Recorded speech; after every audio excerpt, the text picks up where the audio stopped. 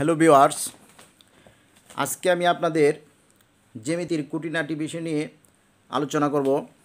Basic knowledge of geometry or basic concept of geometry, অর্থাৎ জ্যামিতির যে সকল খুঁটিনাটি বিষয় আছে, যে সকল সংজ্ঞা আছে, সেগুলো নিয়ে আলোচনা করব। আমাদের অনেকেই জ্যামিতিতে অনেক দুর্বল, সেজন্য আজকের আলোচনাটা খুবই গুরুত্বপূর্ণ। আশা করি সকলেই মনোযোগ সহকারে ভিডিওটি শেষ পর্যন্ত দেখবেন, তাহলে জ্যামিতির যত প্রকারের সমস্যা আছে আমরা সেগুলা সলভ করতে পারবো। সেই সাথে একটু বলে নিই, জ্যামিতির এই আলোচনাটা ভালোভাবে শুনলে আপনি আপনার পরিমিতিতেও কোনো প্রকার সমস্যা থাকবে না। সেই জন্য আজকের ভিডিওটি অবশ্যই আপনি শেষ পর্যন্ত দেখবেন। তাহলে খেয়াল করুন, প্রথমে আসে বিন্দু। বিন্দু বলতে কি বুঝি? বিন্দু বোর্ডে আমরা যা দেখতে পাচ্ছি তা একটি বিন্দু, তার নাম হলো বিন্দু। এখন প্রশ্ন হলো, বিন্দু কাকে বলে? যার শুধুমাত্র অবস্থান আছে, যার দৈর্ঘ্য, প্রস্থ বা উচ্চতা কোনো কিছুই নেই, তাকে বলে বিন্দু। এরপরে আসা যাক রেখা, রশ্মি এবং রেখাংশ বলতে কি বোঝায়? রেখা, রশ্মি এবং রেখাংশ। আমি একটা চিত্রের মাধ্যমে এই তিনটা বিষয় বোঝাচ্ছি, আপনারা ভালোভাবে খেয়াল করেন। বোর্ডে আমরা একটা চিত্র দেখতে পাচ্ছি, মনে করি সি ডি, এবং এইখানে একটা বিন্দু আছে, এইখানে একটা বিন্দু আছে। এই বিন্দুর নাম এ, এই বিন্দুর নাম বি। তাহলে রেখা বলতে কি বোঝায়? বিন্দুর চলার পথকে রেখা বলে। বিন্দুর চলার পথকে কি বলে? রেখা বলে। বিন্দুটা কি? এই যে প্রথমেই বুঝাইছি বিন্দু কি, ঠিক আছে? এরকম বিন্দুর চলার পথকে রেখা বলে। যেমন এর একটা বিন্দু নিলাম, এরকম অসংখ্য বিন্দু নিলাম, ঠিক আছে? এই যে বিন্দুর চলার পথটা, সেটা কি বলে? একটা রেখা। এই রেখার সিডি রেখা, সি কে বলা হয় অসীম এবং ডি কেও বলা হয় অসীম। এরপরে আসে রশ্মি। রশ্মি বলতে কি বোঝায়? বিডি একটা রশ্মি, বি হতে ডি পর্যন্ত একটা রশ্মি। এর বি বিন্দুটা হলো সসীম এবং ডি বিন্দুটা হলো অসীম। এবং এসি একটা রশ্মি, এর এ বিন্দু হলো সসীম, এ বিন্দুটা কি? সসীম। আর সি বিন্দুটা কি? অসীম। সি বিন্দুটা হলো অসীম। এইদিকে বি বিন্দুটা সসীম এবং ডি বিন্দুটা হলো অসীম, ঠিক আছে? তাহলে বিডি একটা রশ্মি, এসি একটা রশ্মি। আবার আমরা এডিকেও রশ্মি বলতে পারি, বিসিকেও রশ্মি বলতে পারি। এরপরে আসে রেখাংশ। রেখাংশ শব্দটার অর্থতেই বলা আছে রেখার অংশ। তাহলে সিডি কি? সিডি হইল কি? একটা রেখা। সিটি হইল একটা রেখা।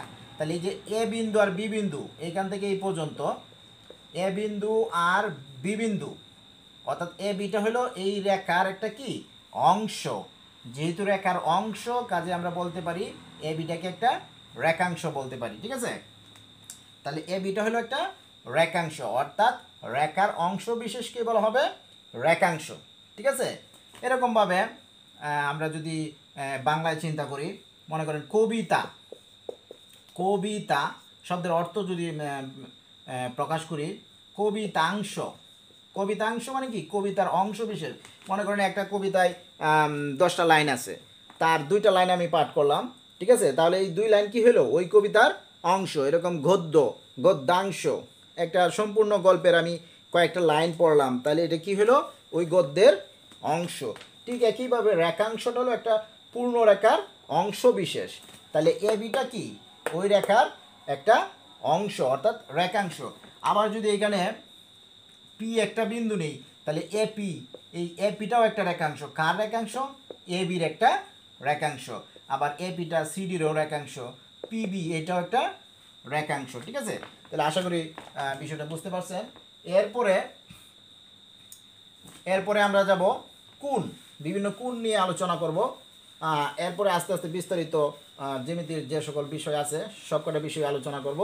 আশা করি সঙ্গে থাকবেন এবং ভিডিওটা শেষ পর্যন্ত দেখবেন।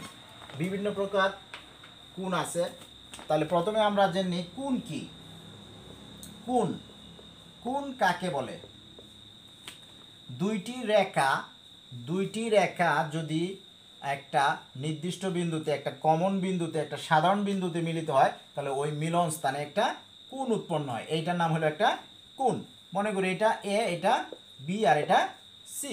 তাহলে এ বি একটা রেখা আর বি সি একটা রেখা। এই দুইটা রেখার একটা কমন বিন্দু কি? বি। অর্থাৎ দুইটা রেখার কোনো কমন বিন্দুতে একটা উৎপন্ন হয়। এখানে অবশ্যই মনে রাখতে হবে যে দুইটা রেখা যে স্থানে মিলিত হয় সেই স্থানে একটা কোণ উৎপন্ন হয়। ঠিক আছে, এবং কোণকে এভাবে প্রকাশ করা হয় এ বি সি। এখানে বিটা হলো গিয়ে কোণ। ঠিক আছে, বি কোণটা অবশ্যই কি কোথায় থাকে? মধ্যস্থানে থাকে। ঠিক আছে, মধ্যস্থানে থাকে। এই কোণ আবার বিভিন্ন প্রকারের হয়ে থাকে, যেমন সমকোণ। এই চিত্রে একটা সমকোণ, এটা একটা সমকোণী ত্রিভুজ। এই চিত্রে বি কোণটা হলো গিয়ে সমকোণ। এখন সমকোণ কাকে বলে? ঠিক আছে, কোণ বিভিন্ন প্রকার, যেমন সমকোণ, সূক্ষ্মকোণ, স্থূলকোণ, প্রবৃদ্ধ কোণ, পূরক কোণ, এরপরে আছে সম্পূরক কোণ, একান্তর কোণ, অনুরূপ কোণ, সন্নিহিত কোণ ইত্যাদি ইত্যাদি।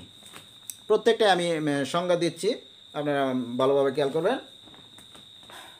প্রথমে আসে কোণ, এরপরে হলো সমকোণ। সমকোণ কাকে বলে?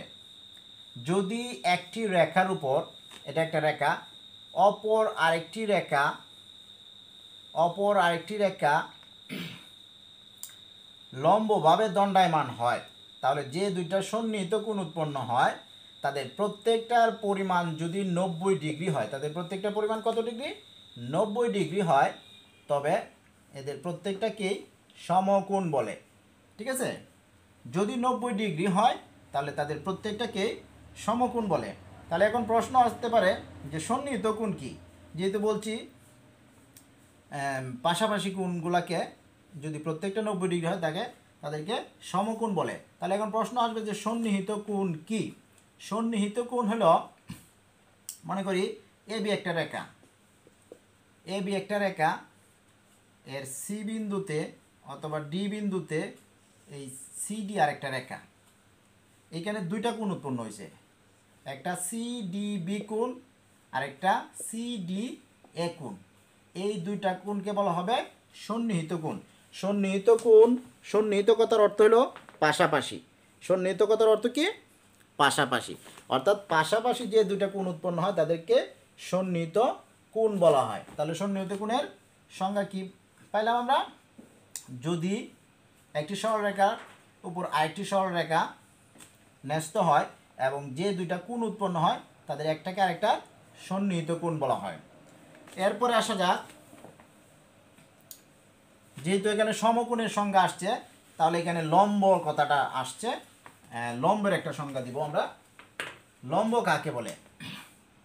যদি একটি সরল রেখার উপর আরেকটি সরল রেখা দণ্ডায়মান হয়, তাহলে উভয় দিকে যে দুইটা সন্নিহিত কোণ উৎপন্ন হয় তাদের প্রত্যেকটা যদি এক সমকোণ বা 90 ডিগ্রি হয়, তবে একটাকে আরেকটার উপর লম্ব বলা হবে। মনে করি এ বি একটা রেখা আর সিডি একটা রেখা, তাহলে যদি এই কোণগুলো 90 ডিগ্রি হয় তাহলে তাদেরকে লম্ব বলা হবে। ঠিক আছে, অর্থাৎ যদি 90 ডিগ্রি হয় তাহলে আমরা বলতে পারবো যে সিডি লম্ব এ বি, এটাকে এভাবে প্রকাশ করা হয় সিডি লম্ব এ বি। অথবা আমরা বলতে পারি এ বিটা সিডির উপরে লম্ব, এ বি লম্ব সিডি। ঠিক আছে, এরপরে আসি সমকোণের সংজ্ঞা বলছি। এরপরে সূক্ষ্মকোণ, স্থূলকোণ, পূরক কোণ।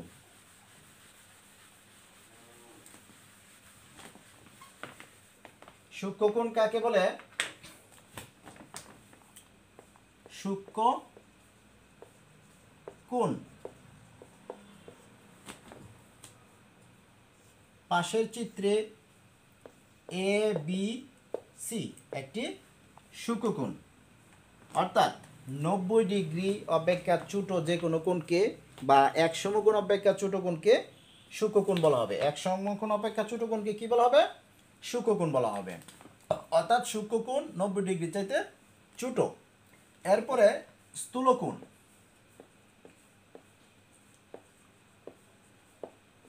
স্থূলকোণ 90 ডিগ্রি অপেক্ষা বড়। 90 ডিগ্রি অপেক্ষা বড় কোণকে 90 ডিগ্রি অপেক্ষা বড় কোণকে স্থূলকোণ বলা হয়। 90 ডিগ্রি অপেক্ষা বড় কোণকে স্থূলকোণ বলা হয়। স্থূলকোণ বলা হয় 90 ডিগ্রি অপেক্ষা। চিত্রটা কেমন হবে? এই যদি 90 ডিগ্রি হয় তাহলে এরকম হওয়ার কথা, তাহলে স্থূলকোণটা হবে তার চাইতে বড়, অর্থাৎ এই এটাকে যদি এ দেই, এটাকে যদি বি দেই, এটাকে যদি সি দেই, তাহলে এই কোণটা হবে স্থূলকোণ আর এই কোণটা হলো সমকোণ। ঠিক আছে, তো সমকোণের চাইতে বড় অর্থাৎ 90 ডিগ্রি অপেক্ষা বড় কোণটাকে বলা হবে স্থূলকোণ। এই কোণটার নাম হলো স্থূলকোণ। এরপরে আসে প্রবৃদ্ধ কোণ। প্রবৃদ্ধ কোণ। প্রবৃদ্ধ কোণ কাকে বলে? পাশের চিত্রে এ বি সি এটা একটা স্থূলকোণ, অর্থাৎ 90 ডিগ্রি অপেক্ষা বড় কোণকে স্থূলকোণ বলে। আর প্রবৃদ্ধ কোণ হলো 180 ডিগ্রির চাইতে বড় কিন্তু 360 ডিগ্রির চাইতে ছোট। 180-র চাইতে বড়, 360-এর চাইতে ছোট। ঠিক আছে, সেই কোণটাকে প্রবৃদ্ধ কোণ বলা হবে। তাহলে এই কোণটা কত হইতে পারে? 200 ডিগ্রি হইতে পারে অথবা 190 ডিগ্রি হইতে পারে, অর্থাৎ 180 চাইতে বড়, 360-এর চাইতে ছোট। তাহলে সর্বশেষে আমরা বলতে পারি 359 পর্যন্ত। ঠিক আছে, এই কোণটাও প্রবৃদ্ধ কোণ, এই কোণটাও প্রবৃদ্ধ কোণ, এই কোণটাও প্রবৃদ্ধ কোণ, তিনটা কোণ প্রবৃদ্ধ কোণ। তাহলে এই চিত্রে প্রবৃদ্ধ কোণ কোনটা হবে? এইটা হলো গিয়ে স্থূলকোণ। আর এই পর্যন্ত যদি আমরা আসতাম, এইখান থেকে এই পর্যন্ত, এটার নাম হলো সরল কোণ। সরল কোণের মান কত? 180 ডিগ্রি। যেহেতু সংজ্ঞায় বলা হয়েছে কি প্রবৃদ্ধ কোণ হলো 180 ডিগ্রি থেকে বড়, তাইলে আমাদের কোণটা হবে এইখান থেকে এই পর্যন্ত, এই অংশ বাদ। ঠিক আছে, এইখান থেকে এই অংশ, এটা 180 ডিগ্রি চাইতে বড়, কারণ 180 ডিগ্রি কোন পর্যন্ত? এই পর্যন্ত হইল গিয়ে 180 ডিগ্রি, তাহলে তার চাইতে আরও বড় হলো এই পর্যন্ত। ঠিক আছে, তাহলে প্রবৃদ্ধ কোণ হলো 180 ডিগ্রি চাইতে বড় কিন্তু 360 ডিগ্রি চাইতে ছোট কোণকে প্রবৃদ্ধ কোণ বলা হয়। ঠিক আছে, 180 চাইতে বড় কিন্তু 360 ডিগ্রি চাইতে ছোট কোণকে বলা হয় প্রবৃদ্ধ কোণ। এরপরে পূরক কোণ। পূরক কোণ, সম্পূরক কোণ, এরপরে আসে সরল কোণ। সরল কোণ একটু আগে দেখাইছি, এইটার নাম হলো সরল কোণ, অর্থাৎ যেই কোণের পরিমাপ হলো 180 ডিগ্রি, 180 ডিগ্রি তাকে বলে সরল কোণ। ঠিক আছে, এরপরে আছে পূরক কোণ। পূরক কোণ। পূরক কোণ কাকে বলে? যদি দুইটি কোণের সমষ্টি, যদি দুইটি কোণের সমষ্টি 90 ডিগ্রি হয়, যদি দুইটি কোণের সমষ্টি 90 ডিগ্রি হয় তবে একটাকে আরেকটা পূরক কোণ বলে। পাশের চিত্রে এ বি সি আর এটা দিলাম ডি, তাহলে এই যে দুইটা কোণ, এই কোণ আর এই কোণ, সিবিডি কোণ আর এবিডি কোণ, এই দুইটা কোণ মিলে কি হয়? 90 ডিগ্রি হয়। ঠিক আছে, তাহলে এই দুইটা কোণকে একটাকে আরেকটার পূরক কোণ বলা হবে। ঠিক আছে, অর্থাৎ সোজা কথায় দুইটি কোণের সমষ্টি বা দুইটি কোণের যোগফল যদি 90 ডিগ্রি হয় তবে একটাকে আরেকটার পূরক কোণ বলা হয়। একইভাবে সম্পূরক কোণ, একইভাবে আমরা সম্পূরক কোণটাকে বলতে পারি যদি দুইটি কোণের পরিমাপ 180 ডিগ্রি সমান হয়। আগের মতোই মনে করি এ বি সি আর এটা দিলাম ডি, তাহলে এই কোণ আর এই কোণ, দুই কোণ মিললে কত হয়? 180 ডিগ্রি। ঠিক আছে, তাহলে যদি দুইটি কোণের সমষ্টি 180 ডিগ্রি হয় তবে একটাকে অপরটার সম্পূরক কোণ বলে। হ্যালো ভিউয়ার্স, জ্যামিতির অনেক সংজ্ঞা আছে, খুঁটিনাটি আমি আশা করব আপনারা মনোযোগ দিয়ে ভিডিওটা দেখবেন, তাহলে জ্যামিতিতে আর কোনো সমস্যা থাকবে না। ঠিক আছে, জ্যামিতি আসলে খুবই সহজ, কিন্তু আমরা আসলে অনেকটা মনোযোগ সহকারে পড়ি না। গণিতের প্রতি, জ্যামিতির প্রতি আমাদের একটা ভীতি আছে। এই ভীতি থাকার কারণে আমরা আসলে এগুলো মনোযোগ দিয়ে পড়ি না, যার কারণে আমাদের কাছে অনেক কঠিন মনে হয়। আমার অনুরোধ থাকবে আপনারা বিষয়টাকে কঠিন না মনে করে মজা করে পড়বেন, তাহলে দেখবেন যে অনেক সহজ মনে হবে। আসলে কঠিন কিছু না, ঠিক আছে, আমাদের মনোযোগ কম থাকার কারণেই আমরা আসলে অনেক কিছুতে পিছিয়ে পড়ি, আগ্রহ হারিয়ে ফেলি। গণিত আসলে অনেক ইন্টারেস্ট আছে, গণিতে অনেক মজার বিষয় আছে, কিন্তু আমরা আমাদের মনোযোগের কারণে আমরা সেগুলা বুঝতে পারি না। তো আশা করি আপনারা মনোযোগ দিয়ে ফার্স্ট টু লাস্ট ভিডিওটা দেখবেন, এবং অবশ্যই ক্লাসটা কেমন হয়েছে, ভিডিওটা কেমন হয়েছে সেটা কমেন্ট শেয়ার করে জানাবেন, এবং যদি ভালো লাগে তাহলে আমার চ্যানেলটা সাবস্ক্রাইব করবেন, সোহেল রানা ম্যাথ ক্লাস। ঠিক আছে, এবং ফার্স্ট টু লাস্ট আমার সঙ্গে থাকবেন, আর যে কোনো বিষয় আমার সাথে শেয়ার করতে পারেন। আমি চেষ্টা করব আপনাদের যে কোনো প্রশ্নের উত্তর দেওয়ার জন্য। ঠিক আছে, যদি আমার সঙ্গে থাকেন তাহলে আপনারাই উপকৃত হবেন। তাহলে খেয়াল করেন, গেল সম্পূরক কোণ, পূরক কোণ, সম্পূরক কোণ। এরপরে আসি ত্রিভুজ নিয়ে।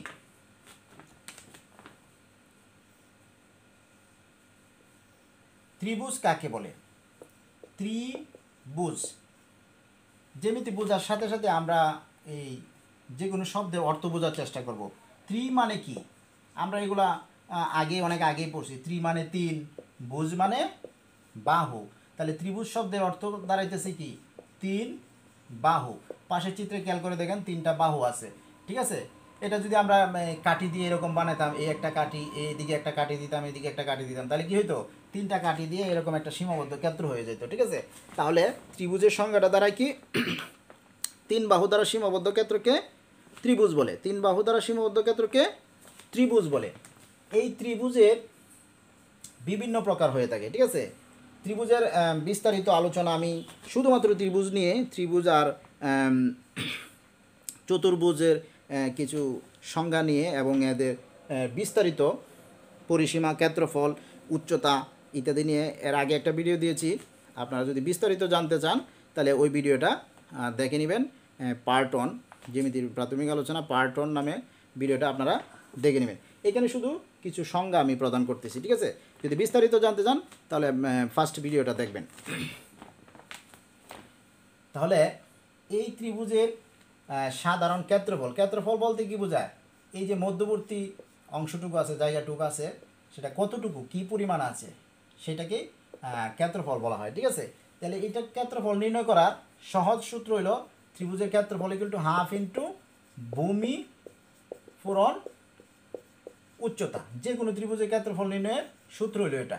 কিন্তু বিভিন্ন ত্রিভুজের বিভিন্ন ক্ষেত্রফল আছে, ওইটাও আমাদেরকে জানতে হবে। সব ত্রিভুজের ক্ষেত্রফল যদি হাফ ইন্টু ভূমি পূরণ উচ্চতা দিয়ে নির্ণয় করতে না গিয়ে আপনি সহজেই আলাদা আলাদা ত্রিভুজের ক্ষেত্রফল আছে ওইগুলো জেনে নেবেন। ঠিক আছে, যেমন সমবাহু ত্রিভুজ।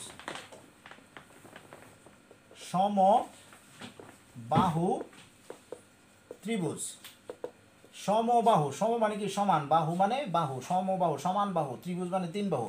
অর্থাৎ যেই ত্রিভুজের 3টা বাহুই সমান। পাশের চিত্রে ABC একটা ত্রিভুজ যার 3টা বাহুই সমান। ঠিক আছে, তাহলে যেই ত্রিভুজের 3টা বাহু সমান তাকে বলে সমবাহু ত্রিভুজ। যেই ত্রিভুজের 3টা বাহু সমান তাকে বলে সমবাহু ত্রিভুজ। এখন এই সমবাহু ত্রিভুজের ক্ষেত্রফল কি? আগে বলছি যে কোনো ত্রিভুজের ক্ষেত্রফল হাফ ইন্টু ভূমি পূরণ উচ্চতা। তবে সরাসরি সূত্র জানলে ভালো। এটা সমবাহু ত্রিভুজের সরাসরি সূত্র আছে।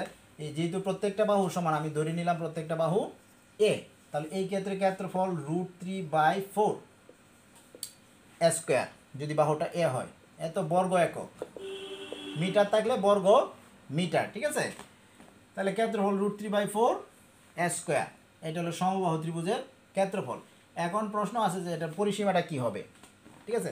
এখানে যদি বাহুটা এ হয় তাহলে এ স্কোয়ার, যদি মনে করেন 5 থাকতো, প্রত্যেকটা বাহু 5 হইতো, তাহলে কি হইতো √3/4 5 স্কোয়ার, 10 থাকলে 10 স্কোয়ার, ঠিক আছে, 100 থাকলে 100 স্কোয়ার, 1.5 থাকলে 1.5 স্কোয়ার, ফিক্সড হবে √3/4।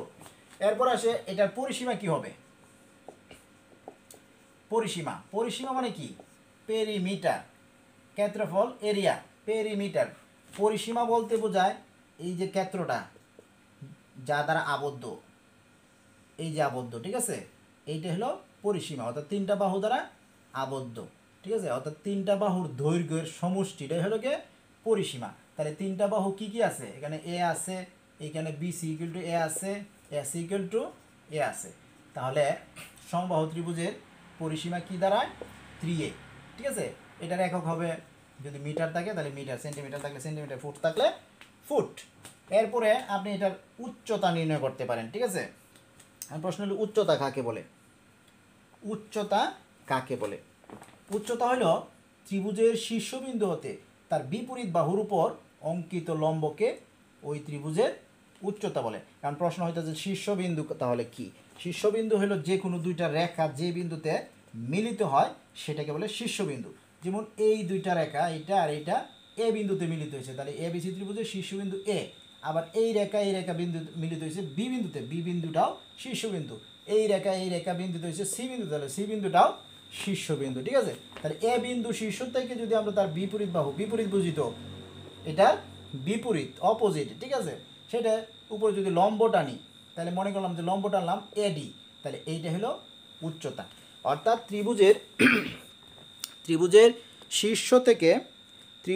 শীর্ষ থেকে তার বিপরীত বাহুর উপর অঙ্কিত লম্বের দৈর্ঘ্যকে ত্রিভুজটার উচ্চতা বলে, ঠিক আছে। তাহলে এই ত্রিভুজের ক্ষেত্রফল পেলাম, পরিসীমা পেলাম, উচ্চতা কি হবে। উচ্চতা খুব সহজ, এই যে এডি এটা যদি লম্ব হয় তাহলে এ বি ডি এটা একটা কি সমবাহু ত্রিভুজ, এটা একটা সমবাহু ত্রিভুজ। তাহলে এই ত্রিভুজ এ বি ডি এ সমবাহু ত্রিভুজের ক্ষেত্রে আমাদের অতি পরিচিত বিখ্যাত সূত্র, পিথাগোরাস সাহেবের যে বিখ্যাত সূত্রটা আছে সেটা আমরা সকলেই জানি, একেবারে ছোটোকাল থেকেই পড়েছি, ঠিক আছে। বিখ্যাত সেই সূত্রটা কি, অতিভুজ স্কোয়ার ইকুয়াল টু লম্ব স্কোয়ার প্লাস ভূমি স্কোয়ার।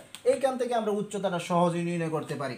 ত্রিভুজ এ বি ডি, অতিভুজ কোনটা A B square equal to ভূমি কোনটা বিডি স্কোয়ার প্লাস উচ্চতা অর্থাৎ লম্ব স্কোয়ার এডি মানে এ স্কোয়ার, ঠিক আছে, এডি স্কোয়ার। এখান থেকে উচ্চতাটা আমরা সহজেই নির্ণয় করতে পারি।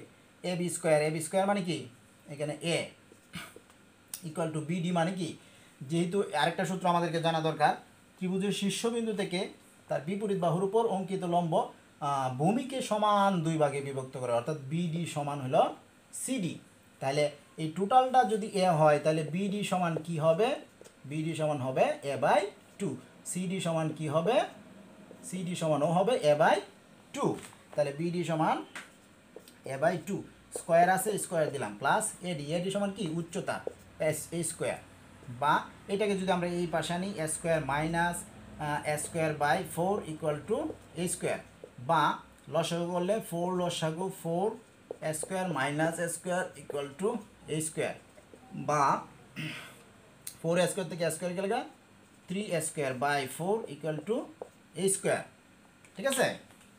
এরপরে যদি ডান পাশে স্কোয়ার আছে, এই পাশে আসলে কি হবে, ডান পাশের স্কোয়ার যদি বাম পাশে আসে তাহলে হবে বর্গ হবে, বা এইচ ইকুয়াল টু √3a²/4। সুতরাং উচ্চতা এইচ ইকুয়াল টু √3a/2, এটা হলো সমবাহু ত্রিভুজের উচ্চতা। এইভাবে যে কোনো ত্রিভুজের যে কোনো ক্ষেত্রে উচ্চতা নির্ণয় করা যায়, ঠিক আছে। আসলে জ্যামিতি খুবই সহজ, কিন্তু আমাদের বেসিক নলেজটা স্ট্রং হতে হবে। গণিতও খুব সহজ, সেটাও অত্যন্ত সহজ আমি বলবো, কিন্তু আমরা ভয়ের কারণে, ভীতির কারণে, গণিত ভীতি আছে আমাদের সমাজে, গণিতের প্রতি একটা ভয় আছে, ঠিক আছে। গণিতের নাম শুনলেই অনেকেই এটাকে কঠিন মনে করে, আগেই কঠিন মনে করে যেহেতু, তখন আর তাদের শেখা হয় না। গণিত অত্যন্ত সহজ, ভেরি ভেরি ইন্টারেস্টিং সাবজেক্ট। ঠিক আছে, গণিতের বইকে আমরা করব জয়। আশা করি আপনারা সকলে আমার সাথে থাকবেন। গণিতকে ইনশাআল্লাহ অতি সহজে আমি সম্পূর্ণ গণিত বইটাকে উপস্থাপন করব, বিভিন্ন মজার মজার ভিডিও নিয়ে দিয়ে আনবো। আপনারা একটু কমেন্ট করে আমাকে জানাবেন কেমন লাগতেছে ভিডিওটা, ক্লাসটা কেমন হইতেছে সেটা অবশ্যই কমেন্ট করে জানাবেন। লাইক দিবেন, শেয়ার করবেন এবং আমার চ্যানেলটা সাবস্ক্রাইব করবেন। ঠিক আছে, আমি এ টু জেড গণিতের এ টু জেড নিয়ে আলোচনা করব এবং অত্যন্ত মজার মজার বিষয় নিয়ে আলোচনা করব, যা কখনো আপনি হয়তো শুনেননি। ঠিক আছে, আশা করি আমার সাথেই থাকবেন। খেয়াল করুন, এরপরে এটা গেল সমবাহু ত্রিভুজ। সমবাহু ত্রিভুজের পরে আমি আলোচনা করতেছি সমদ্বিবাহু ত্রিভুজ নিয়ে। সমবাহু ত্রিভুজের পরে সমদ্বিবাহু ত্রিভুজ। খেয়াল করুন, সমদ্বিবাহু ত্রিভুজ। ত্রিভুজ শব্দের অর্থ আগেই বলছি। সমদ্বিবাহু মানে কি? সম মানে সমান, দ্বি মানে দুই, বাহু মানে বাহু, মানে দুইটা বাহু সমান। সম মানে সমান, দ্বি মানে দুই, বাহু মানে বাহু। ঠিক আছে, অর্থাৎ এটার ভুজ অর্থ বাহু। তাহলে যে ত্রিভুজের দুইটা বাহু সমান তাকে বলে হয় সমদ্বিবাহু ত্রিভুজ। যেমন এই চিত্রে A B c, A B C একটা ত্রিভুজ। ধরে নিলাম আমি A B R A C সমান, এ বি এবং এ সি কি সমান। তাহলে এখানে প্রশ্নে বলা হয়েছে সমদ্বিবাহু মানে দুইটা বাহু সমান। তাহলে এ বি সি ত্রিভুজে আমি ধরে নিলাম এ বি এবং এ সি সমান। তাহলে যে ত্রিভুজে দুইটা বাহু সমান তাকে বলা হয় সমদ্বিবাহু ত্রিভুজ। এখন এই সমদ্বিবাহু ত্রিভুজের ক্ষেত্রফল কি হবে? সমদ্বিবাহু ত্রিভুজের ক্ষেত্রফল খেয়াল করুন, আগেই বলেছি যে কোনো ত্রিভুজের ক্ষেত্রফল হাফ ইন্টু ভূমি পূরণ উচ্চতা, এটা দিয়ে নির্ণয় করা যায়। তবে সরাসরি যদি সূত্র জানি আমি কেন যাব এটাতে? ঠিক আছে, সরাসরি এটা সূত্র আছে। আমি ধরে নিলাম সমান সমান বাহু এ, এটা যদি এ হয় তাহলে এটাও এ হবে, এটা নিশ্চয়ই আমরা বুঝি। এটা যেহেতু এ, এটা এ হবে। ধরে নিলাম ভূমিটা কি বি ধরে নিলাম। এখন ভূমিটা যদি বি হয় তাহলে এই ক্ষেত্রে এটার ক্ষেত্রফলটা কি হবে? ক্ষেত্রফলকে এ দ্বারা প্রকাশ করা হয়, এরিয়া ইকুয়াল টু বি অর্থাৎ ভূমি by 4 root over of 4 a square minus b square. এইটা হলো সমদ্বিবাহু ত্রিভুজের ক্ষেত্রফল, যেখানে এ হইল গিয়ে সমান সমান বাহুর দৈর্ঘ্য, বিটা হইল ভূমির দৈর্ঘ্য। ঠিক আছে, তাহলে এইটার সাহায্যে আমরা এই ত্রিভুজের ক্ষেত্রফলটা নির্ণয় করতে পারি। এরপরে আপনি সব একটা কমন সূত্র তো আমরা জানি, হাফ ইন্টু ভূমি পূরণ উচ্চতা, ওইটা দিয়েও নির্ণয় করতে পারেন। কিন্তু ওইটা দিয়ে নির্ণয় করতে হলে এটার কিন্তু উচ্চতা নির্ণয় করতে হবে। ঠিক আছে, কারণ যেহেতু বলছে কি হাফ ইন্টু ভূমি পূরণ উচ্চতা, আর এইটা দিয়ে নির্ণয় করলে ওইটা কিন্তু লাগতেছে না, শুধু সমান সমান বাহুর দৈর্ঘ্য জানলেই হবে আর ভূমিটা জানলেই হবে। ঠিক আছে, কাজেই সব ক্ষেত্রে আমরা এটা ব্যবহার করব না, যদি সরাসরি জানি তাহলে সরাসরি সূত্র ব্যবহার করব। ঠিক আছে, এরপরে খেয়াল করেন এই ত্রিভুজটার পরিসীমা কি হবে? সব ক্ষেত্রে আমরা পরিসীমাটা জেনে রাখবো, তাহলে সহজ হবে। ঠিক আছে, পরিসীমা মানে কি? এই বাহুগুলার যোগফল। তাহলে বাহু আছে তিনটা, এই তিনটা যোগ করে দিব, এ প্লাস এই বাহুটা আছে বি, এই বাহুটা আছে এ, তাহলে কি হলো 2a প্লাস বি। ঠিক আছে, পরিসীমার একক হবে মিটার, যদি মিটার থাকে সেন্টিমিটার থাকে সেন্টিমিটার, তাহলে 2a প্লাস বি। এখন মনে করেন এটা 5, এটাও 5। ঠিক আছে, এইটা 5, এইটা 5, তাহলে এইটা মনে করেন 3, তাহলে এটার পরিসীমাটা কত হবে? 5 plus 3 plus 5 equal to 13 metre. ঠিক আছে, এইভাবে। এরপরে এটার উচ্চতাও আগের মতো নির্ণয় করতে পারেন। ঠিক আছে, আগে যেভাবে নির্ণয় করছি এটাও একইভাবে। এরপরে দেখেন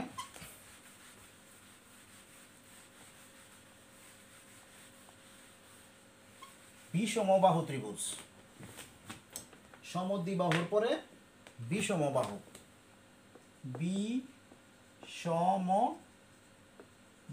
ত্রিভুজ। এখন খেয়াল করেন বিষম কথার অর্থ কি? বিষম, বিষম মানে সম্পূর্ণ ভিন্ন, বিষম যা মিল নাই, ভিন্ন। ঠিক আছে, সম্পূর্ণ ভিন্ন, কোনো রকম মিল নাই। আর বাহু তো বললামই, অর্থাৎ ভিন্ন ভিন্ন বাহু, তিনটা বাহুই তিন রকম ভিন্ন ভিন্ন। যেমন এই একটা বাহু, এই একটা বাহু, এই একটা বাহু, তিনটা বাহু, দৈর্ঘ্য কিন্তু তিন রকম। নাম দিলাম আমি এ বি সি, ঠিক আছে? তিনটা বাহু তিন রকম, কতটুকু জানি না, যদি মাপি তাহলে বলতে পারবো। ধরে নিলাম এইটা এ, এটা বি, আর এটা সি। তিনটা বাহু তিন রকম, এ বি সি, একরকম না কিন্তু, ঠিক আছে? তিনটা তিন রকম। এখন এটার ক্ষেত্রফলটা কী হবে? ক্ষেত্রফল আগে বলছি সংখ্যাটা কি, এই যে মাঝখানে জায়গাটুকু আছে সেটা কতটুকু, এটা আমরা পরিমাপ করব কিভাবে, ঠিক আছে? আমরা অনেকেই চিন্তা করি যে এটা কেমনে মাপবো, ওইটা কেমনে মাপবো, ঠিক আছে?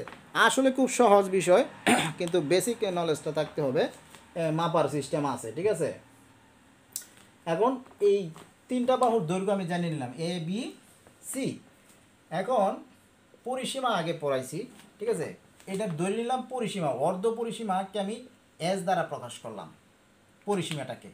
তাহলে এই ক্ষেত্রে এই বিষমবাহু ত্রিভুজের ক্ষেত্রফল হবে, ক্ষেত্রফলকে এ দ্বারা প্রকাশ করা হয় এ ইকুয়াল টু অর্ধ পরিসীমা, অর্ধ পরিসীমা কি ধরছি? এস ধরছি, ঠিক আছে? এস ইন্টু এস মাইনাস এ, অর্থাৎ এই বাহুর দৈর্ঘ্য। অর্ধ পরিসীমা, অর্ধ পরিসীমা মানে কি? টোটালটা টোটাল পরিসীমাটাকে 2s দ্বারা ভাগ, অর্ধ পরিসীমাকে 2 দ্বারা ভাগ করলে 2, অর্থাৎ সম্পূর্ণটা দৈর্ঘ্য আমরা প্রথমে মাপবো, ঠিক আছে? মাইপা এটাকে অর্ধেক করব, এটাকে বলা হয় অর্ধ পরিসীমা। এই অর্ধ পরিসীমা থেকে, এই অর্ধ পরিসীমা থেকে আমরা কি করব? অর্ধ পরিসীমা, আচ্ছা, এই বিষমবাহু ত্রিভুজের ক্ষেত্রফলটা নির্ণয় করতে আমরা কি করব? এই অর্ধ পরিসীমা ইন্টু অর্ধ পরিসীমা মাইনাস এ, অর্থাৎ একটা বাহুর দৈর্ঘ্য s minus a into s s minus b, অর্থাৎ অপর বাহু, ইন্টু এস মাইনাস সি। এইটা হলো গিয়ে বিষমবাহু ত্রিভুজের ক্ষেত্রফল। আরেকটা নিয়ম আছে, হাফ ইন্টু ভূমিপূরণ উচ্চতা, ঠিক আছে? তাহলে এটার পরিসীমা কি হবে? যেহেতু বাহু তিনটা তিন রকম, তাহলে এটার পরিসীমা হবে, এটার পরিসীমা হবে কি? এ প্লাস বি প্লাস সি, এটা হলো এটার পরিসীমা, ঠিক আছে? তাহলে কি আলোচনা করলাম? সমকোণী ত্রিভুজ, সূক্ষ্মকোণী ত্রিভুজ,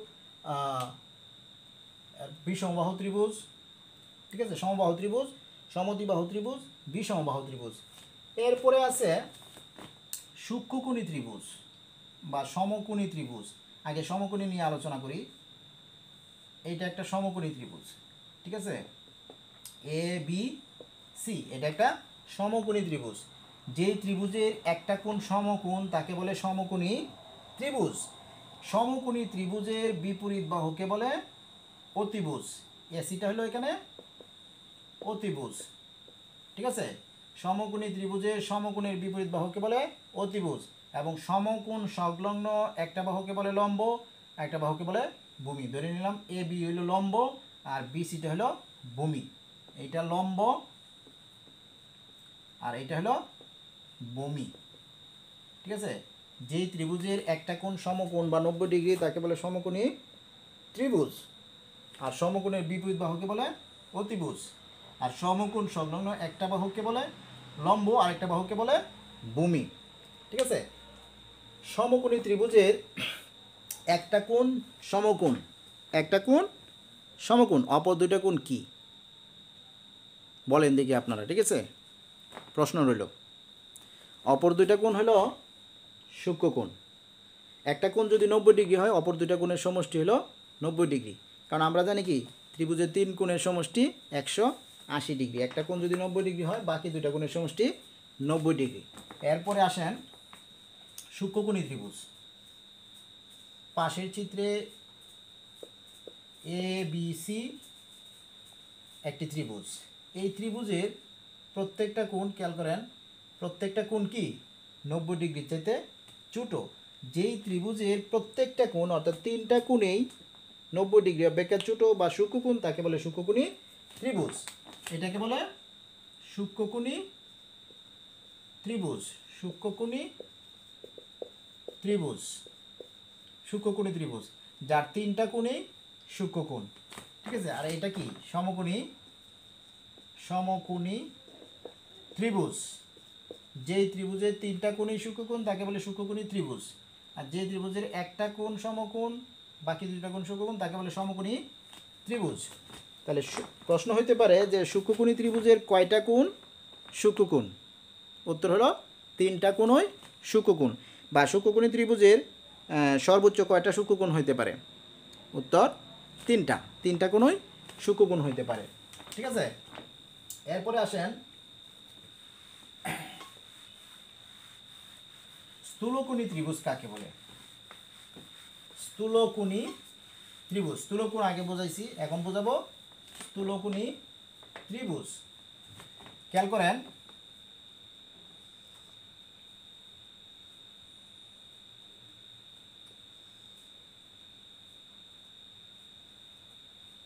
এ বি সি একটা ত্রিভুজ। এই ত্রিভুজের স্থূলকোণ কোনটা? নিশ্চয়ই বলবেন বি কোণটা স্থূলকোণ।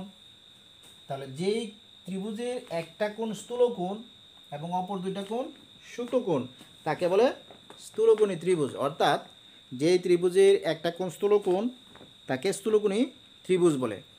এখন প্রশ্ন হলো, একটা স্থূলকোণী ত্রিভুজের সর্বোচ্চ কয়টা স্থূলকোণ থাকতে পারে? উত্তর একটা, সর্বোচ্চ একটা স্থূলকোণ থাকতে পারে। বাকি দুইটা কি? সূক্ষ্মকোণ। বাকি দুইটা সূক্ষ্মকোণ। অর্থাৎ স্থূলকোণী ত্রিভুজে একটা কোণ থাকবে 90 ডিগ্রির চাইতে উপরে, বাকি দুইটা সূক্ষ্মকোণ 90 ডিগ্রির চাইতে ছোট। তাহলে এটাকে বলে স্থূলকোণী ত্রিভুজ। স্থূলকোণী ত্রিভুজ। ঠিক আছে,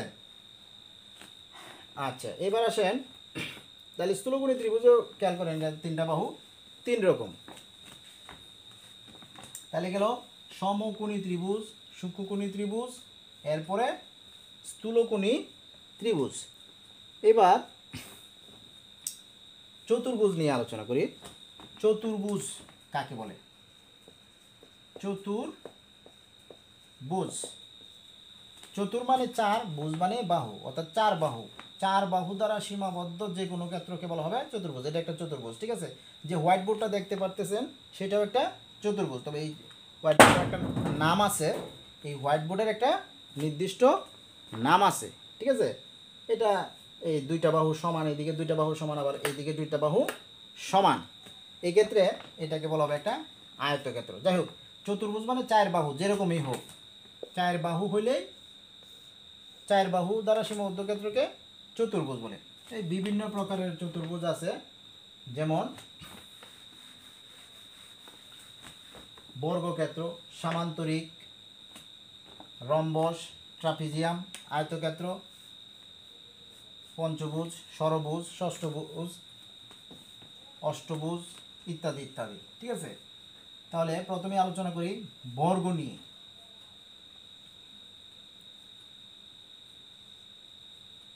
মনে করি এ বি সি ডি একটা বর্গ।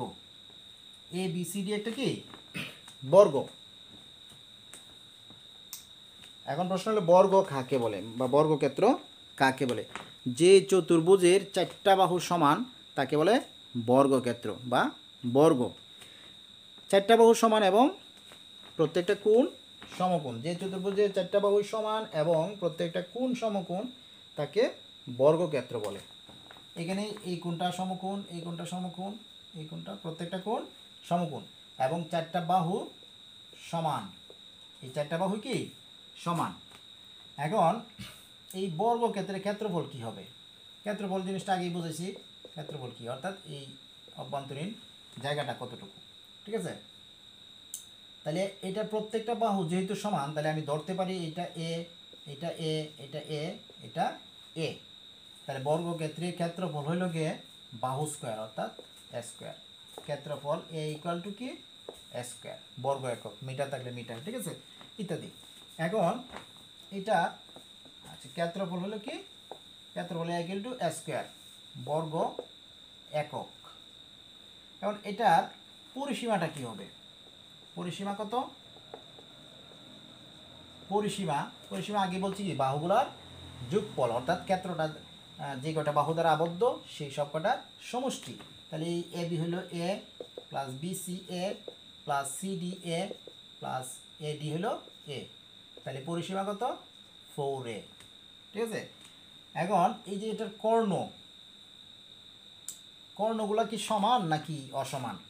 খেয়াল করেন, যেহেতু চারটা বাহু সমান তাহলে এর কর্ণগুলা অবশ্যই সমান হবে। আপনি ম্যাপে দেখতে পারেন, ঠিক আছে, কর্ণগুলা সমান। এটাকে যদি D1 ধরি আর এই কর্ণটাকে যদি D2 ধরি, ঠিক আছে, মনে করি এরা পরস্পরকে অবিন্দুতে ছেদ করছে, তাইলে এই কর্ণ আর এই কর্ণ পরস্পর সমান হবে, অর্থাৎ AC = BD। অর্থাৎ এটাকে যদি আমি AC কে কি ধরছি D2 দ্বারা, D2 = D1, অর্থাৎ D1 = D2, ঠিক আছে। কর্ণ দুইটা পরস্পর সমান। এবং এই সংক্রান্ত উপপাদ্য আছে, বর্গের কর্ণদ্বয় পরস্পরকে সমকোণে সমদ্বিখণ্ডিত করে। সমকোণে সমদ্বিখণ্ডিত করে মানে কি, এই যে এখানে ছেদ করছে এটা একটা সমকোণ, অর্থাৎ 90 ডিগ্রি, এটা 90 ডিগ্রি, এটা 90 ডিগ্রি, এটা 90 ডিগ্রি, প্রত্যেকটা 90 ডিগ্রি, অর্থাৎ সমকোণ। এবং পরস্পরকে সমকোণে সমদ্বিখণ্ডিত করে, তার মানে কি BO, এই যে এখান থেকে এই পর্যন্ত সমান হবে OD বা DO, BO সমান OD বা DO। আবার AO সমান CO, এখান থেকে এই পর্যন্ত, আর এটা সমান হবে CO, ঠিক আছে। এই এখন এটার উচ্চতা কি হবে বলেন দেখি। উচ্চতাটা অবশ্যই এইটাই তো উচ্চতা নাকি, উচ্চতা A, ঠিক আছে। এরপরে আসেন আয়তক্ষেত্র।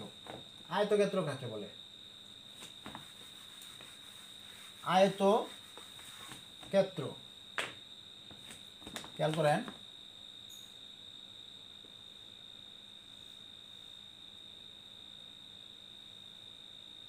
এটা একটা আয়তক্ষেত্র, ঠিক আছে, ABCD। আর উত্তম উদাহরণ হলো কি এই হোয়াইট বোর্ডটা একটা আয়তক্ষেত্র, সবচেয়ে উত্তম চিত্র। কারণ আয়তক্ষেত্র কাকে বলে? যেই চতুর্ভুজের বিপরীত বাহুগুলা সমান, যেমন এইটার এটা সমান, বিপরীত বাহুগুলা সমান, যেই চতুর্ভুজের বিপরীত বাহুগুলা পরস্পর সমান এবং সমান্তরাল এবং প্রত্যেকটা কোণ সমকোণ, তাকে বলে আয়তক্ষেত্র। এখন আয়তক্ষেত্র আর বর্গক্ষেত্রের মধ্যে একটু এই পার্থক্য আছে, আবার কিছু সিমিলারিটিও আছে, ঠিক আছে। সাদৃশ্য আছে এবং বৈসাদৃশ্য আছে। সাদৃশ্যটা কি? আয়তক্ষেত্রের প্রত্যেকটা কোণ সমকোণ, আবার বর্গক্ষেত্রের প্রত্যেকটা কোণ সমকোণ। আর বিসাদৃশ্য বা হলো কি, আয়তক্ষেত্রের বিপরীত বাহুগুলো সমান এবং সমান্তরাল, আর বর্গক্ষেত্রের প্রত্যেকটা বাহুই সমান এবং সমান্তরাল, ঠিক আছে। এই হলো বিসাদৃশ্য অর্থাৎ পার্থক্য, ঠিক আছে। এখন আয়তক্ষেত্রের কর্ণ দুইটা কি হবে, এটার ক্ষেত্রফল কি হবে? প্রথমে ক্ষেত্রফল নির্ণয় করি আমরা। এটার ক্ষেত্রফল কি? ক্ষেত্রফল A = এই বিষয়ে একটা কথা বলে রাখি, যে কোনো ক্ষেত্রফল নির্ণয় করা যায় ভূমি ইন্টু উচ্চতা বা দৈর্ঘ্য গুণ প্রস্থ দিয়ে নির্ণয় করা যায়, ঠিক আছে। এই আয়তক্ষেত্রে ক্ষেত্রফল হবে দৈর্ঘ্য ইন্টু প্রস্থ, ঠিক আছে। এটা হলো এটা ক্ষেত্রফল। দৈর্ঘ্যটাকে যদি আমি BC ধরি অর্থাৎ A ধরি, আর প্রস্থটা CD আর AB, ঠিক আছে। প্রস্থকে যদি আমি B ধরি, তাহলে এটার ক্ষেত্রফল কি দাঁড়ায়? A × B = AB। এটা হলো ক্ষেত্রফল, ঠিক আছে। দৈর্ঘ্য ইন্টু প্রস্থ, যে কোনো কিছু ক্ষেত্রফল দৈর্ঘ্য ইন্টু প্রস্থ দিয়ে আমরা নির্ণয় করতে পারি, ঠিক আছে। এখন এটার পরিসীমা কি হবে আপনারা একটু চিন্তা করেন, পরিসীমাটা কি হবে? পরিসীমা, এটা A ধরলাম, এটা B ধরলাম, এটা যদি A হয় তাহলে এটাও কি A, এটা B হলে এইটাও B হবে, যেহেতু এই বাহু আর এই বাহু সমান। তাহলে পরিসীমা মানে কি? চারটা বাহুর যোগফল। এখানে পেলাম A, এরপরে B, এরপরে আবার A, এরপরে আবার B, তাহলে কি দাঁড়ালো? দুইটা A আর দুইটা B। তাহলে 2 যদি কমন নেই তাহলে কি পাই? A + B = এটা হলো পরিসীমা। এটাকে আমি যদি বাংলায় লিখি 2 × এটা কি? দৈর্ঘ্য। এটা হলো এখান থেকে এই পর্যন্ত হলো দৈর্ঘ্য প্লাস বিটা কি? বিটা হলো প্রস্থ, ঠিক আছে। তার মানে কি আয়তক্ষেত্রের, এটা একটা আয়তক্ষেত্র, আয়তক্ষেত্রের পরিসীমা হলো 2 × দৈর্ঘ্য ইন্টু প্রস্থ, আর ক্ষেত্রফল দৈর্ঘ্য ইন্টু প্রস্থ, ঠিক আছে। আশা করি বুঝতে পারছেন। এরপরে খেয়াল করেন, ক্ষেত্রফল গেল, পরিসীমা গেল, এরপরে এর যে দুইটা কর্ণ আছে এটা কি হবে, সমান হবে নাকি অসমান হবে? এর আগে বললে নি কর্ণ, তাহলে নিশ্চয়ই মনে প্রশ্ন জাগতেছে কর্ণ কি। ঠিক আছে, কর্ণ হলো কোনো ক্ষেত্রে বিপরীত শীর্ষবিন্দুগুলো যোগ করলে যে রেখাটা পাওয়া যায় সেটাকে নাম কর্ণ, তাকে কর্ণ বলে। যেমন বি বিন্দু, তার বিপরীত শীর্ষবিন্দু হলো ডি, এই শীর্ষবিন্দু দুইটা যোগ করে আমরা যে রেখাটা পেলাম এর নাম হলো একটা কর্ণ। আবার এ বিন্দু, এর বিপরীত শীর্ষবিন্দু হলো সি, এসি হলো এই আয়তক্ষেত্রের অপর একটা কর্ণ। তাহলে কর্ণ কটা? দুইটা, এসি এবং বিডি দুইটা কর্ণ, এসি এবং বিডি দুইটা কর্ণ। এই কর্ণ দুইটা অবশ্যই কি হবে, সমান হবে। কারণ হলো এই বাহু আর এই বাহু সমান এবং সমান্তরাল, এই বাহু আর এই বাহু সমান এবং সমান্তরাল, এই জন্য এই কর্ণ দুইটা সমান হবে। আমি যদি এটাকে D1 আর এটাকে D2 দিয়ে প্রকাশ করি তাহলে অবশ্যই D1 ইকুয়াল টু D2 হবে, অর্থাৎ আয়তক্ষেত্রের কর্ণ দুইটা পরস্পর সমান। এবং ওই আগের মতোই কর্ণদ্বয় পরস্পরকে সমকোণে সমদ্বিখণ্ডিত করে এবং এবং এরা সমান দুই ভাগে বিভক্ত হয়, অর্থাৎ আগের মতোই এও সমান সিও এবং বিও সমান ডিও। ঠিক আছে, এরপরে দেখেন রম্বস।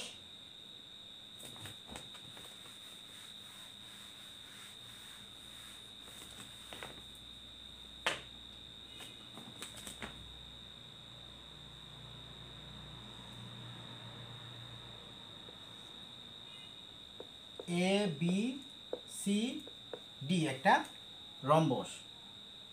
রম্বসের সাথে বর্গের একটু মিল আছে, সিমিলারিটি আছে।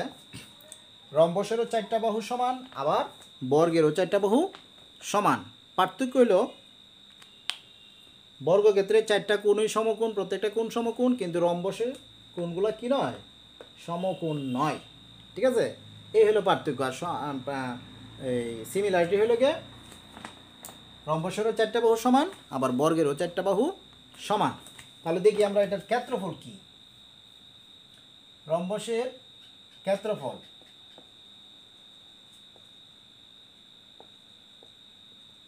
ঠিক আছে, ক্ষেত্রফলকে এ দ্বারা প্রকাশ করা হয়। এই ক্ষেত্রটার ক্ষেত্রফল কি হবে, এ বি সি ডি, এটার ক্ষেত্রফল নির্ণয় করবো আমরা। ঠিক আছে, রম্বসের ক্ষেত্রফল আমরা কি জানি,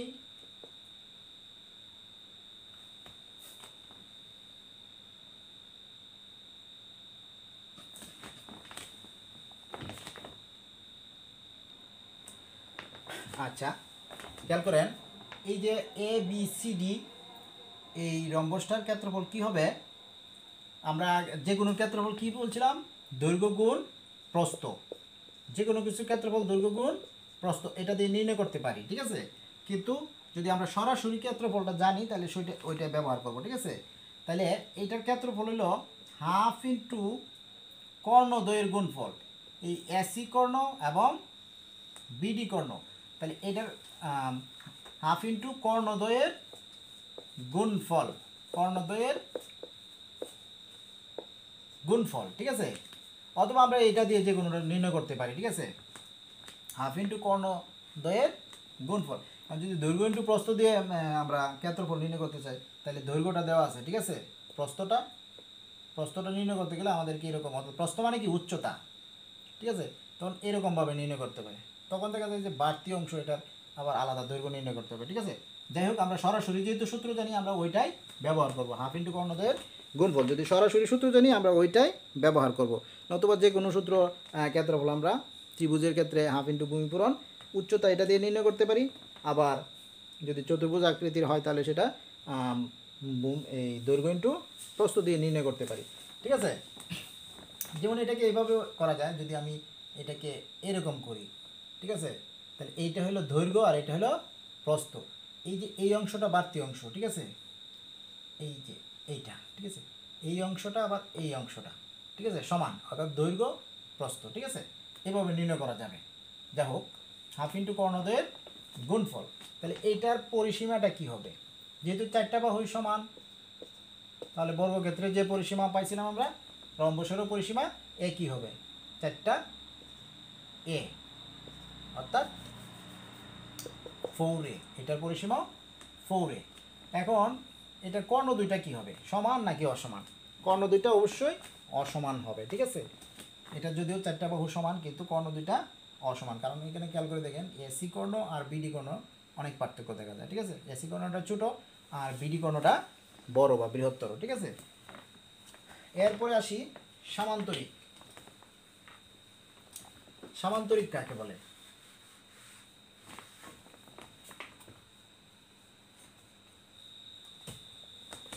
খেয়াল করেন, সামান্তরিক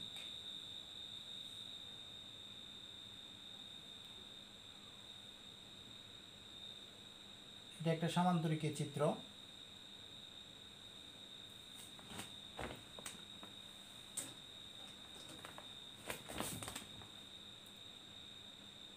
সামান্তরিক এবং আয়তক্ষেত্রের মধ্যে কিছুটা মিল আছে। যে চতুর্ভুজের বিপরীত বাহুগুলো পরস্পর সমান এবং সমান্তরাল, এই বাহু সমান এই বাহু এবং সমান্তরাল, আবার এই বাহু সমান এই বাহু সমান এবং সমান্তরাল। তাহলে যে চতুর্ভুজের বিপরীত বাহুগুলো পরস্পর সমান এবং সমান্তরাল এবং কিন্তু কোনো কোনোই সমকোণ নয়, তাকে বলে সামান্তরিক। এটা একটা সামান্তরিক, ঠিক আছে।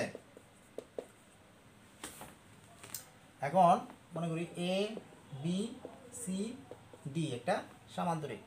এর এই বাহু আর এই বাহু সমান, এই বাহু আর এই বাহু সমান এবং সমান্তরাল, কিন্তু কোণগুলো সমকোণ নয়, তাকে সামান্তরিক বলে। এখন তার ক্ষেত্রফল কি হবে? সামান্তরিকের ক্ষেত্রফল ভূমি পূরণ উচ্চতা, ভূমি পূরণ উচ্চতা, এটার ক্ষেত্রফল। ভূমি কোনটা? এটা। আর উচ্চতা হবে এখান থেকে যদি আমি একটা লম্ব টানি, অথবা এখান থেকে একটা লম্ব টানি, সেটা হবে উচ্চতা। অথবা দৈর্ঘ্য গুণ প্রস্থ, এটা দৈর্ঘ্য প্রস্থ। খেয়াল করেন এখান থেকে যদি আমি এখানে লম্ব টানি, ঠিক আছে, এখান থেকে এখানে লম্ব টানি, তাহলে এই যে এই অংশটা যদি আমি কেচি দিয়ে কেটে ফেলা দিই, এই অংশটা কাটতে নিয়ে যদি এই দিক দিয়ে জোড়া লাগাই দিই, ঠিক আছে, তাহলে এইটা কি হয়ে যায়? একটা আয়তক্ষেত্র হয়ে যায় না? ঠিক আছে, ভালো করে খেয়াল করেন। এইখান থেকে এই পর্যন্ত লম্ব টানলাম, তাহলে এই অংশ যদি আমি কেটে ফেলাই দিই, কেচি দিয়ে কেটে ফেলাই দিই, ঠিক আছে, যে কোনোভাবে, তাহলে এই অংশটা নিয়ে আমি মনে করেন এটা যে মুচ্ছে ফেলাইলাম, ঠিক আছে, এই অংশটা নিয়ে যদি আমি এইখানে জোড়া লাগাই দিই, ঠিক আছে, তাহলে খেয়াল করে দেখেন এইখান থেকে এই পর্যন্ত, এখান থেকে এই পর্যন্ত, এটা কি একটা আয়তক্ষেত্র হয়ে গেছে না? তাহলে আয়তক্ষেত্রের ক্ষেত্রফল কি? দৈর্ঘ্য গুণ প্রস্থ, অর্থাৎ ভূমি, দৈর্ঘ্যটা হলো ভূমি, প্রস্থটা হলো কি উচ্চতা, তার মানে কি ভূমি পূরণ উচ্চতা। তো এটাই আমি বলেছিলাম যে কোনো চতুর্ভুজের ক্ষেত্রফল দৈর্ঘ্য গুণ প্রস্থ দিয়ে নির্ণয় করা যায়, ঠিক আছে। তাহলে এটা আমরা ক্ষেত্রফল পাইলাম কি? ভূমি পূরণ উচ্চতা। এখন পরিসীমা কি হবে আপনারা বলেন দিকে একটু, পরিসীমাটা কি হবে? পরিসীমা যেহেতু দুইটা বাহু সমান, এই দুইটা বাহু সমান, তো এইটাকে আর এটাকে যদি এ ধরি, তাহলে এটাকে আমরা বি ধরব। এই বাহুর এই বাহু সমান, তো এটা যদি এ হয় তাহলে এটাও এ, এটা বি হলে এটাও বি। তার মানে কি আয়তক্ষেত্রের যে পরিসীমা, সামান্তরিকের পরিসীমা একই, কারণ a plus b plus a plus b equal to 2a plus 2b equal to 2 common নিলে a plus b equal to 2 into দৈর্ঘ্য প্লাস প্রস্থ, অর্থাৎ আয়তক্ষেত্রের পরিসীমা এবং সামান্তরিকের পরিসীমা একই, ঠিক আছে। এখন এর কর্ণটা কি হবে? সামান্তরিক এরকম, ঠিক আছে, তাহলে এর কর্ণ নিশ্চয়ই কী হবে? সমান না অসমান? সোজা কথায় অসমান, কর্ণটা অসমান, কারণ এই কর্ণটা ছোট, এই কর্ণটা বড়, ঠিক আছে। তাহলে এই সামান্তরিকের কর্ণদ্বয় সমান নয়, ঠিক আছে। এরপরে আসি ট্রাপিজিয়াম। ট্রাপিজিয়াম কাকে বলে?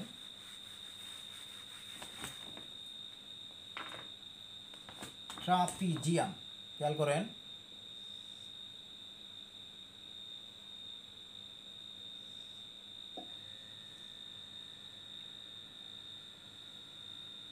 এটা একটা ট্রাপিজিয়াম, ঠিক আছে।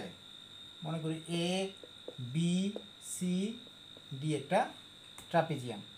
তাহলে যেই চতুর্ভুজে দুইটা বাহু কেবলমাত্র সমান্তরাল বাকি দুইটা বাহু তির্যক বাহু, তাকে বলা হয় সমান্তরাল কিন্তু সমান নয়, এটা সমান্তরাল কিন্তু সমান নয়, বাকি দুইটা বাহু তির্যক বাহু, তাকে বলা হয় ট্রাপিজিয়াম। কারণ ট্রাপিজিয়ামের ক্ষেত্রফল কি? ট্রাপিজিয়ামের ক্ষেত্রফল হলো হাফ ইন্টু সমান্তরাল বাহুদ্বয়ের যোগফল। এটা যদি এ হয় আর এটা যদি বি হয়, তাহলে সমান্তরাল বাহু দুইটার যোগফল এ প্লাস বি ইন্টু তাদের লম্ব দূরত্ব, ঠিক আছে, ইন্টু তাদের লম্ব দূরত্ব। এখান থেকে যদি আমি লম্বটা নিই, এটাকে বাড়ায় দিই, ঠিক আছে, লম্ব দূরত্ব যদি এইচ দ্বারা প্রকাশ করি তাহলে এইচ, অর্থাৎ ক্ষেত্রফল এক ইন্টু হাফ ইন্টু সমান্তরাল বাহুদের দৈর্ঘ্য ইন্টু তাদের উচ্চতা বা লম্ব দূরত্ব। এটাকে যদি আমরা লিখি তাহলে এটা এভাবে লিখতে পারি, হাফ ইন্টু সমান্তরাল বাহুদ্বয়ের যোগফল ইন্টু লম্ব দূরত্ব বা উচ্চতা, ঠিক আছে, লম্ব দূরত্ব বা উচ্চতা, ঠিক আছে। তাহলে এই গেল ট্রাপিজিয়ামের সংজ্ঞা এবং ক্ষেত্রফল। পরিসীমা কি হবে? পরিসীমা হবে এ প্লাস বি, আর এই বাহুকে যদি আমরা ভিন্ন দুইটা ধরি সি ডি, সবকটা যোগফল, ঠিক আছে। ধন্যবাদ সকলকে।